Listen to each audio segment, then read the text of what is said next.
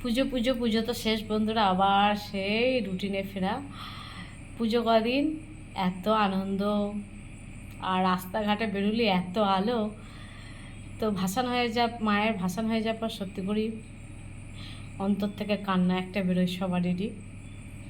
তো আবার রুটিনে ফেরা। আজকে রান্না চাপিয়েছি ঝিঙে আলু পোস্ত, ডাল ভাত হয়েছে, চর্বি দিয়ে হচ্ছে পুঁই শাকের চচ্চড়ি। আর তোমাদের দাদাভাই কালকে ছাতু এনেছিল, সে ছাতুগুলো হচ্ছে যে ভাবলাম তোমাদের সাথে শেয়ার করব। ছাতুগুলো এত বড়, দেখলে মানে আমি অবাক হয়ে যাচ্ছি, আমাদের কাজের দিদি দেখে অবাক হয়ে যাচ্ছে। দুটো ছাতুর দাম নিচ্ছে 80 টাকা। এত বড় বড় ছিল ছাতুগুলো। তো ওই ছাতুগুলো ঝাল করব, একটুখানি পেঁয়াজ টমেটো আদা রসুন দিয়ে ঝাল করব। তো আর করেছি তোমাদের দাদাভাই নিয়ে এসেছিলো করম চা তো নয়, জলপাই চাটনি করেছি। তো রান্নাটা হোক তখন আবার শেয়ার করছি।